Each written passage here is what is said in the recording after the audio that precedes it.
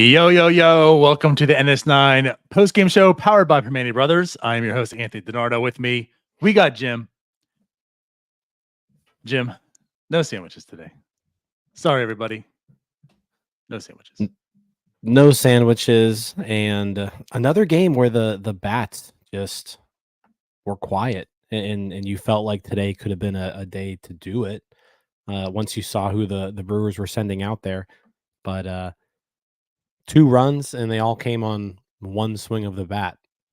Nothing else happening in the other 31 at bats. You are right about that. No, literally, today just reminded me of, again, like, how are we going to start the show? Well, the pitching did enough to win the game once again. I mean, today we thought it was going to be Quinn Priester to begin with. Then you saw Fleming was getting the start. So my mind went directly that it was going to be a more or less like he was going to be the opener for Quinn Priester.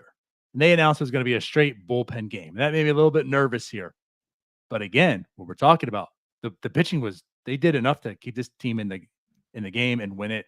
The offense just could not do anything to go ahead and get that win. So Pirates lose 3-2. Like you mentioned, the offense just was not there again today.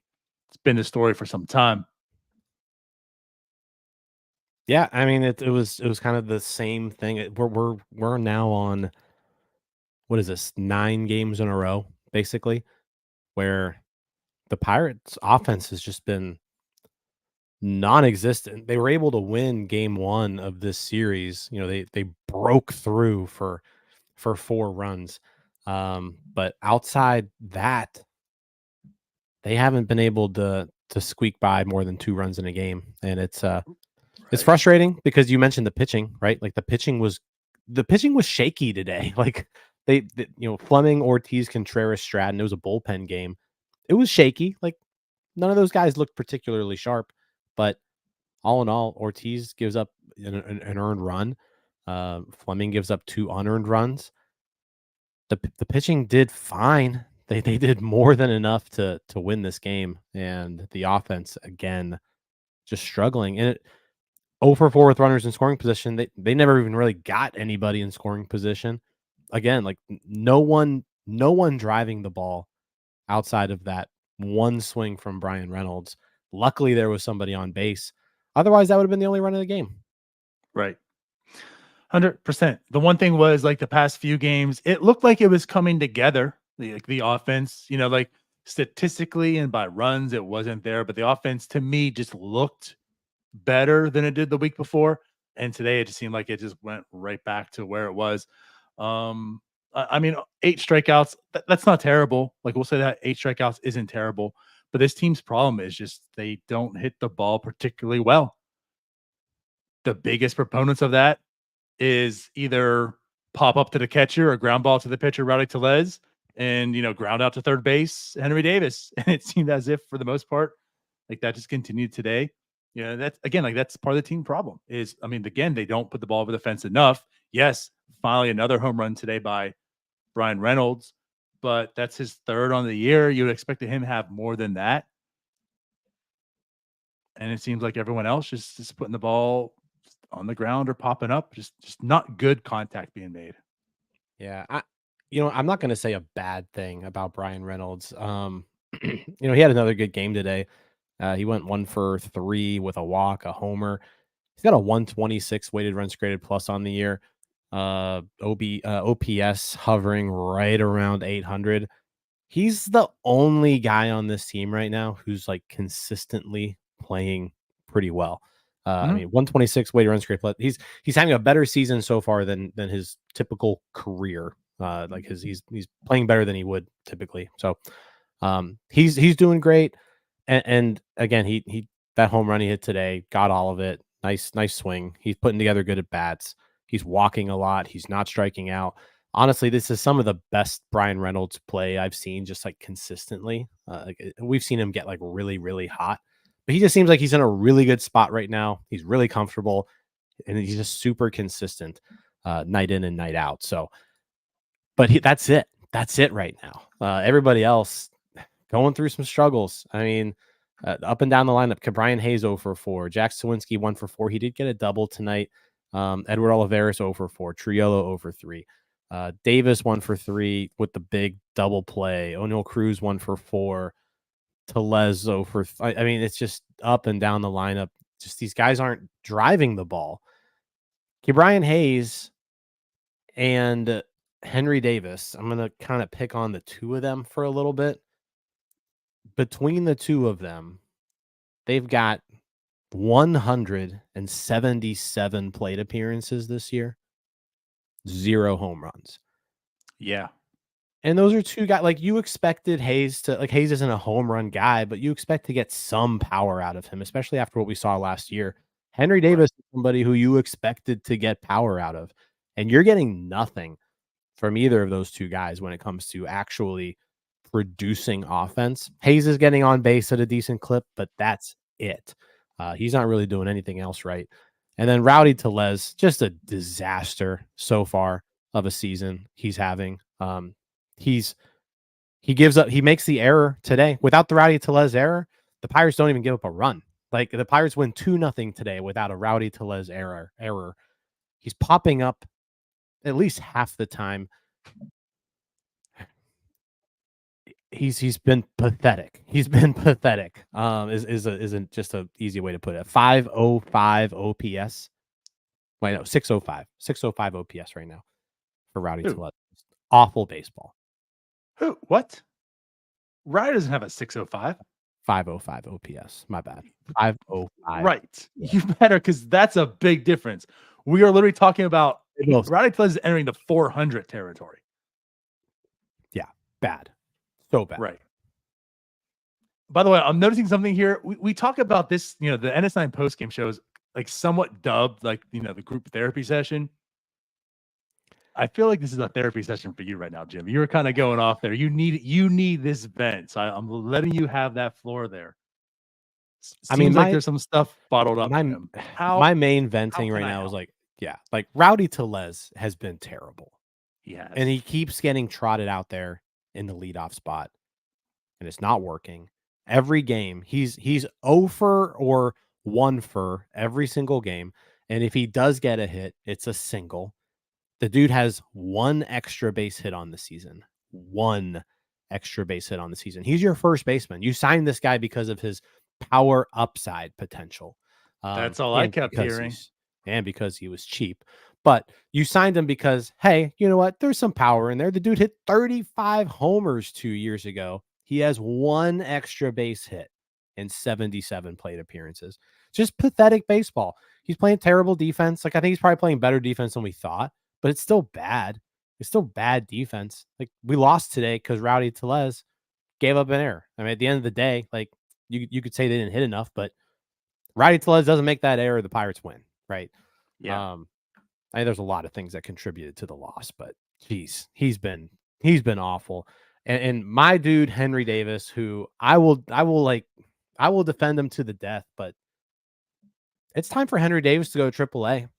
It's time for Henry Davis to go to AAA. Whatever he's doing up here, it's not working. He needs to go to Indianapolis and just focus on, hey, you know what? I'm going to go down here. I'm going to mash some AAA pitching. I'm going to focus on my catching where it's not like a huge high leverage situation every single time. And then maybe bring him up later. But if Yasmani, I mean, I'm not a fan of Yasmani Grandal, but if Yasmani Grandal's ready, it's time for Henry Davis to go to Indy. It's time for Grandal to come up.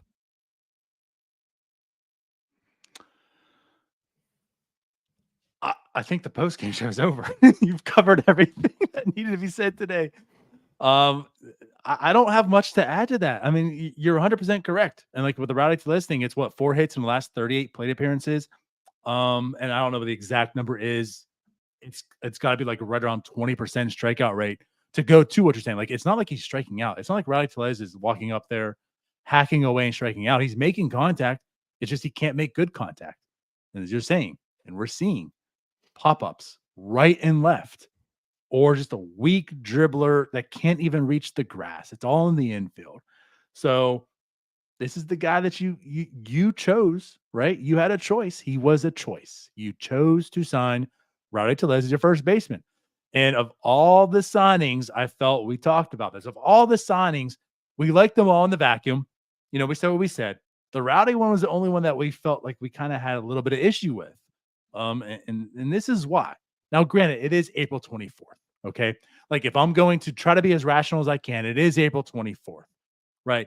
What you're saying about Rowdy Tellez, you can pretty much talk, and we have already about 3 or 4 other guys in this lineup also, right? So as much time there is for them to turn around, there's time for him to turn around as well. The problem is, though, is like we're saying, I don't know if I believe it.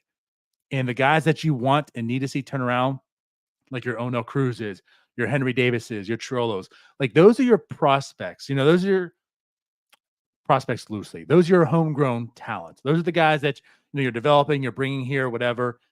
Reynolds is the guy that you could choose to sign whomever you wanted to play first base. You chose that guy. He can't be bad. Like that's on you. Like you chose that signing. He can't be this terrible. This is the year you're supposed to do something. You made that choice. That's on you. And here's how he's playing. So like that's why to me, it's a bigger disappointment, not in the sense that I was expecting more, but it's a bigger disappointment that, you need these guys to develop and play better. And yes, they need to, but you understand those growing pains. That's why I kept talking about risk management this entire offseason. Like you understand with these younger players, they're going to have this. So have safer guys that can even things out. So when they're having the struggles, you have a Bryan Reynolds and I'm just saying this for the name of it, but a Rhys Hoskins, like someone else in that lineup to help stabilize it. Instead, you just added more to the risk. So now you have another guy who's 3 in his last 38 plate appearances, 4 in his last 38, who's just terrible like everyone else. So now you just have a completely inept lineup. This is what you get. Yeah. And like the worst part here is like we've been saying, the people that you're relying on, right? I think we all expected Rowdy Tellez to be bad. At least the us on this show. There were a few hopeful people out there, but for the most part, all of us, we thought Rowdy Tellez is going to be bad. And he is, right? But the issue is Rowdy Tellez can be bad if everybody else who needs to be good is good. And right now, everybody who needs to be good is not being good. Bryan Reynolds is it. He is this one sole person who's doing what he's supposed to be doing in this lineup. Mm-hmm. Everybody else is underperforming, and that's it's across the board. I mean, Brian Hayes needs to be better. I'm not approaching like Brian Hayes' terrible territory, but Brian Hayes needs to start driving the ball. He's one barrel this year. I mean, he's like squared up one baseball, right? That's just not acceptable. Like he needs to be better. Swinski needs to be better. Cruz needs to be better. All these guys need to be better. Agree. And to the Brian Hayes situation, he's a 3-WAR player, basically, regardless, because of the defense. Like, that's how we keep going. That's why you're not going to completely get down on Brian Hayes and run him out of town, because there's still a lot of value there. Yeah, there's value there. When Rowdy Tellez isn't hitting, well, he's negative value, right? When others, but like Brian Hayes as a below average hitter is still a 2.5 to 3-WAR player if he plays a full season, right? So like that's why you're not going to get completely down on him in that sense as a player in totality. The issue is it's about lineup construction, right? When everyone else is doing what they need to do, you can afford Rowdy Tellez. Well, you like the Yankees could hide a Brian Hayes, right? Like that lineup is good. You have a Brian Hayes there, give me a 3-WAR. Like you can do that, right? Problem is that this team can't afford to have Brian Hayes do this because you're just you can't hide 7 players. Right. I mean, if Brian Hayes is going to be your 3 hitter, he can't be doing this. Like he needs to be hitting better, right? Right. But Brian Hayes in his current, like the current version of Brian Hayes is on pace for like a 2.5 win season, right? And he's not even playing that well. He's not even playing that well defensively, right? Right. So again, like Brian Hayes is perfectly fine in this lineup, performing the way that he is. It's just when no one else is hitting, then you start noticing it because, well, no one's hitting, right? And Yeah. Brian Hayes is one of those guys not hitting. So they I say they all need to be better. The pitching again, I thought was like it was super shaky tonight, but they got the job done. Like if you want to just kind of go across the board, Josh Fleming, a hit, 2 walks, only struck out 1, got through the lineup 1 full time pretty much. The 2 runs that were given up, again, if Tellez doesn't make the error, it doesn't happen. Luis Ortiz, when he came in, had no idea where he was throwing the ball. Right, he gives up 1 run, but ultimately he gets the game on the other side of the 5th inning, with only giving up 3 runs as a team. He just gives up the 1 run. Contreras again didn't look good. He goes 2 scoreless. Hunter Stratton gives up 2 hits. He goes 2 scoreless. So like the bullpen game worked, right? 9 innings, 3 runs, all unearned Right. runs. I mean, there was a team ERA of 0 today. So yeah, it was an effective game from a pitching standpoint. What was it?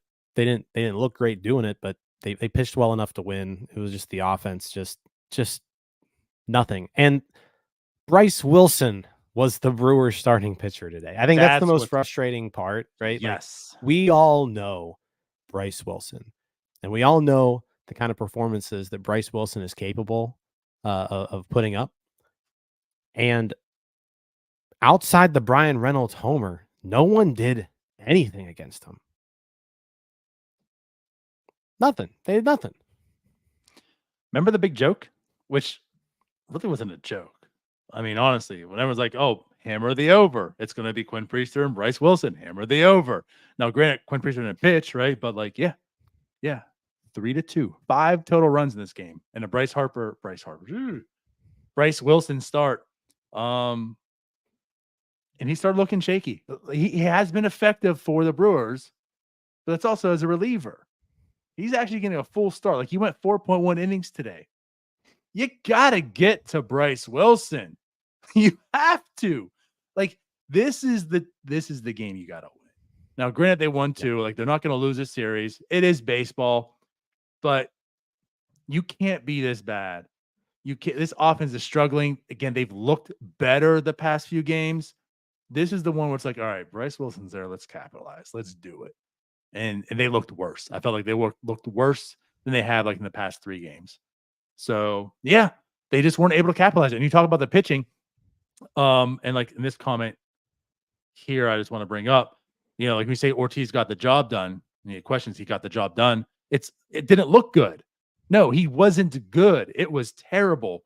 But he was fortunate enough that it was 1 earned run that he gave up in 2.2 innings. Well, 1 run earned for him, not the Pirates, but 1 run was given up in 2.2 innings. Can you ask for much more than that going into this game, knowing that, hey, we're going to have a bullpen game? It's going to be Fleming to Luis Ortiz to Roansy Contreras, and knowing that that's going to happen, he's going to go 2.2 and give up 1 earned. Like, yeah, like it wasn't pretty. He didn't pitch effective, but he did get the job done. He only allowed 1 run. This team was in the game. It was 3 runs they had to overcome, and they weren't able to do it. And that's again, like that's just this offense, man. It's brutal. It is absolutely brutal, and there's too many people look terrible. We've been talking about OPSs, right? I mean, we've talked about the 505 to Les, 518 for Henry Davis, Shillo at 560, Sawinski at 556. I mean, there's 4 guys in your lineup that you kind of need to count on in the 500s. A couple of them coming close to 400 territory.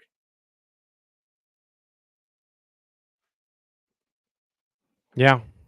I don't know what else we can say. Like it's been a really, really rough 9-game stretch for the offense. They've Really been more able to than win that. 2. They've been able Again, to win going back to 2 the of whole those. Phillies. Yeah, they've been able to win 2 out of those 9 games because of really, really strong pitching performances. And it was another decent. Like the pitchers got the job done today, but yeah, you're not 2 runs. 2 runs isn't gonna get it done most days, and it didn't today. And yeah, it's just frustrating because you're not seeing improvement. And it was like today was the opportunity. Bryce Wilson was the opportunity. You looked yesterday, and yesterday you had Tobias something or whatever, Tobias Right. I don't Myers remember. making his major league debut at like age 26. Like, dude was just career minor leaguer, and they didn't put it together against him either. Same thing. It was just they put one swing on against him yesterday. And now you go into game 4 of this series and you're facing Freddie Peralta. So it's like, you couldn't get the job done against Tobias Myers or Bryce Wilson. Good luck. Here's Freddie Peralta and his .76 whip and 33 strikeouts in 23 innings. It's tomorrow could be one of those really frustrating games to watch. But also with how weird this sport is and how weird the Pirates are, watch tomorrow. True. Tomorrow's the day they break out of it. They probably score like 8 runs. Right.